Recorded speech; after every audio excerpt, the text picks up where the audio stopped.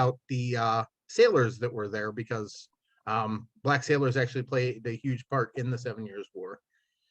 And this is still a little early in my research on this. I'm continuing to look into this program and continuing to do research so that I can present a lot more information later on.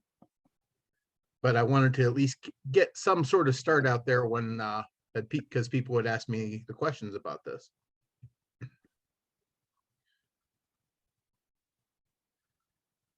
All right, so we do know that there were Black soldiers, as this goes back to where Black soldiers that were serving in the British Army prior to the 7 Years' War, especially during Queen Anne's War. There was several Black soldiers that took part in different colonial militias, so that we have an idea that there were other soldiers taking part, or Black soldiers taking part in the British Army. Prior to the 7 Years' War, a lot of Black soldiers weren't allowed to carry any weapon during the battles.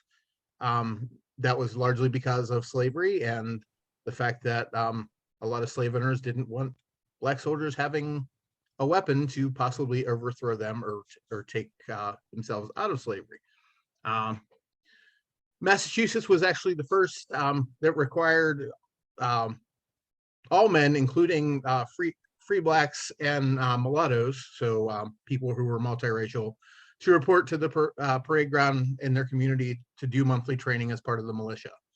This was a rule throughout the Massachusetts Bay Colony and throughout Massachusetts, that part of your job as a man was to have your weapon and have it ready to defend the area in case there was an invasion from Native Americans or from the French. So they took part in militia training just as much as anyone else did. And that slowly spread to other colonies as well. During Queen Anne's War, Black soldiers fought as part of the New York militia at Fort William Henry, fighting against the French, and they also were part of the Massachusetts and New Hampshire militias.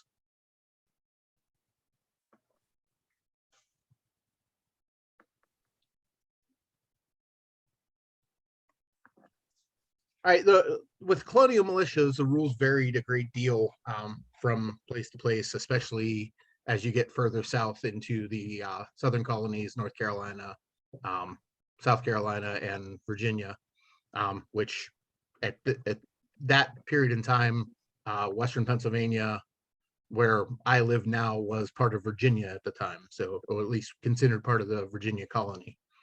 And the rules vary between what you could do and what you couldn't do. Whether you're a free Black or a slave owner could actually put his slaves up instead of actually doing military service himself for the militia, for the colonial militia, or for the British Army, for that matter. Many of the New England colonies allowed free Blacks as part of their regular militia. Maryland and Virginia restricted Black soldiers to only manual labor, so you could only work as a batman or as a teamster or as a laborer to help cut the roads, etc. There was a big fear in the South because of other slave uprisings that if Black soldiers were given weapons, that they would try to overthrow their colonial governments and take out their slave owners. And probably a legitimate concern, but it was also a issue because you had a lot of people who were not joining the military in Virginia and South Carolina and North Carolina. Pennsylvania militias were operated very differently from everywhere else. Pennsylvania militias were considered part of the common defense. At no point were Pennsylvania's militias to be used in an offensive manner under the rules of the colony itself. That was because the largest portion of the colony were Quakers, and Quakers didn't believe in war. So you were allowed to defend yourself, but you were not allowed to forcefully try to take something. So the militias were considered part of the defense. There were independent militias that began in Pennsylvania right at the beginning of the French and Indian War that were used more in an offensive program, but they were considered independent from the state and actually didn't get funds from the state themselves.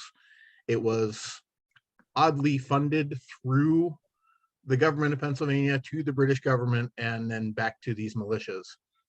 There was no direct funding from the state to these militias. That was part of the agreement that Benjamin Franklin came up with to get the colony of Pennsylvania to put money towards defending during the French and Indian War.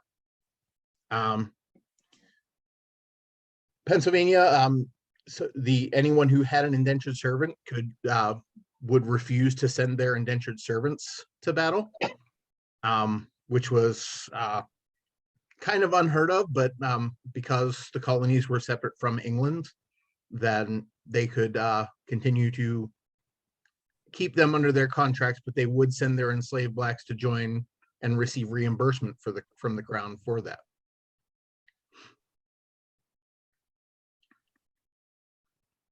And like I was discussing earlier, black soldiers in the British Army, Braddock began to recruit free black men while he was at Alexandria, Virginia.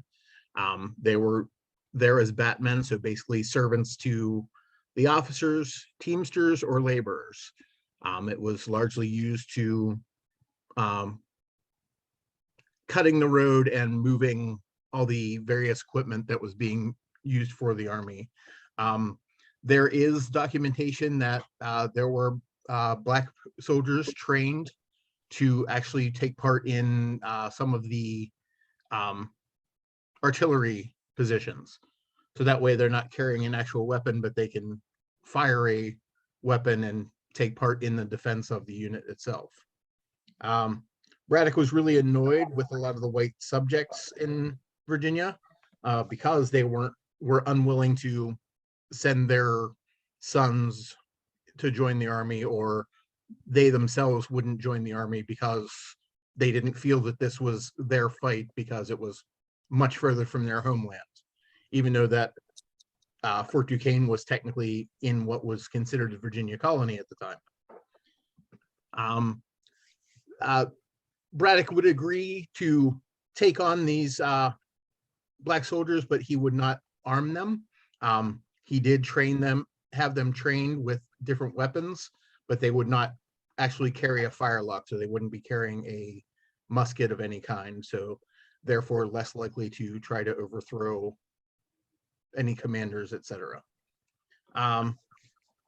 The one positive thing that I did find in doing this research was that the black batmen, teamsters, and laborers were being paid at the same rate as the British soldiers were and the colonial soldiers were, which wasn't a great deal at the time, but it was probably more than they were making in private industry at the time, because at least in Virginia colony, a free black man couldn't own a business. He could work for someone else, but he couldn't own a business. So being able to obtain money from the British government itself was probably pretty handy.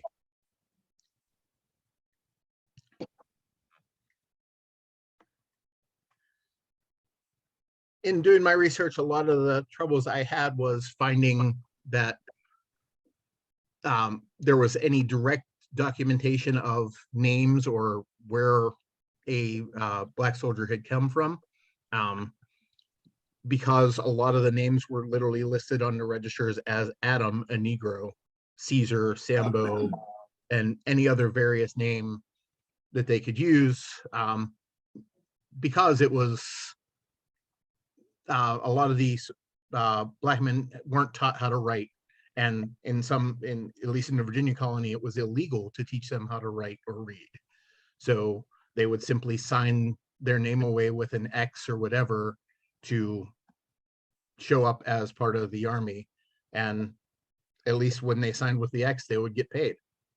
After the war was actually declared in 1756, documentation got a little better. There was actually better documentation, at least with the Forbes campaign, of the black soldiers that were serving and what units they were serving in. Whereas prior to that, at least with the Braddock campaign, there was nearly no record other than a name and basically what town they had signed up in. As the war began to spread worldwide, because the French Indian War does go into the 7 Years' War, which is a worldwide war, you begin to see a lot more black soldiers as part of the British Army. They are actually in full units inside the British Army, which was unheard of prior to the 7 Years' War as a regular thing in the British Army. A little bit different in the British Navy, and we'll get into that in a little bit. The British Army actually was recruiting black soldiers in Africa to join the British Army to provide security at British ports and British sites in Africa, as well as in the West Indies. And then eventually they would come as groups to the Americas.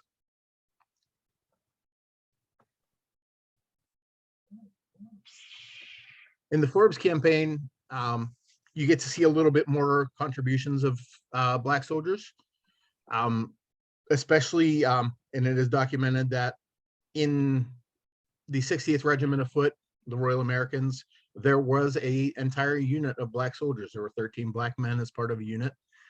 They had a white sergeant that was in charge of them, but they were treated as regular Army and worked with the Forbes campaign, both cutting the road and serving as guards on the route and helping to build the forts and road itself. Forbes has written records of 2 black scouts that took part in for the Army. They worked, these are men that work closely with the Native American population.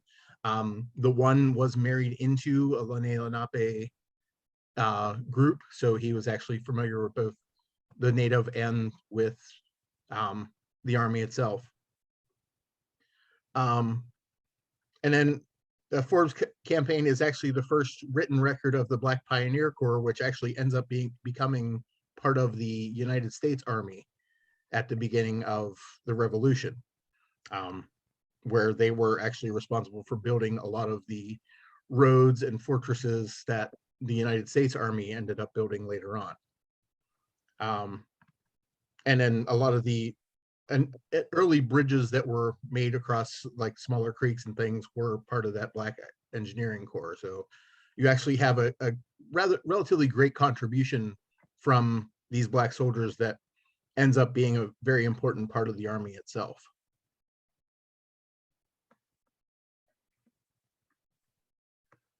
A little bit of other notes is we do know that there was a large part of the British Army that had black soldiers to serving in the West Indies. This was largely political on the behalf of the British.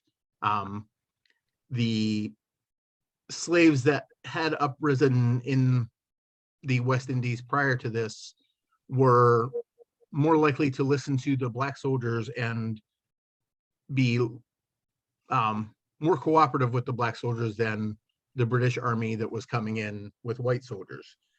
So they actually were much better at quelling possible issues in the West Indies, even though that these were slaves serving under white masters.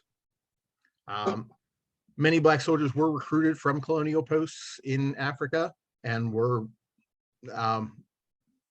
made as part of the British Army and served in various parts of the world because of that. We know that there was black soldiers that assisted at Crown Point and Fort Ticonderoga, and that there were 2 full black units that were part of Wolfe's capture of Quebec. I'll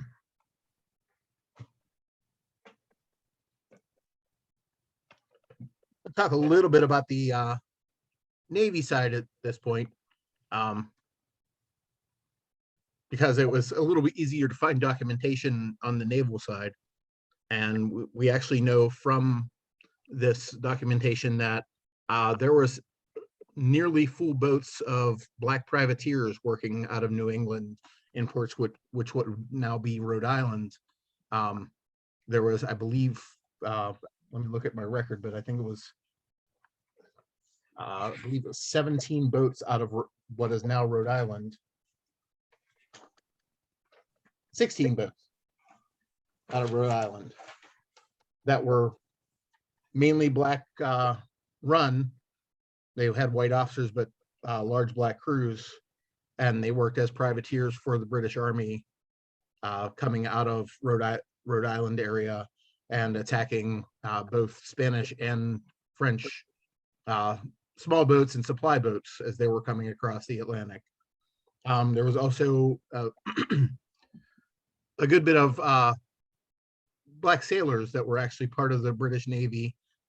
It was very normal to have a black sailor in the British Navy, and they would actually serve, it would be treated no differently on ship than anyone else. Same pay, same general work as a white sailor in the British Navy. And you actually see some record of this in some of the older movies where you actually have black sailors moving in and out, where you didn't see the same in the older movies with black soldiers.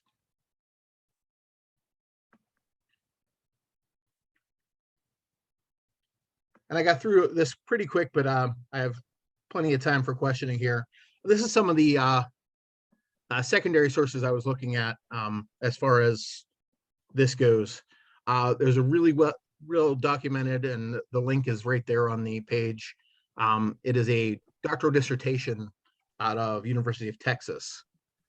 This woman wrote somewhere around 380 pages on black soldiers during the 7 Years' War, and where black soldiers and sailors fell as part of the 7 Years' War, and she includes a good part of the French rebellions that took place. So French slaves that both rebelled against the French and were partisans on behalf of the French in the British colonies.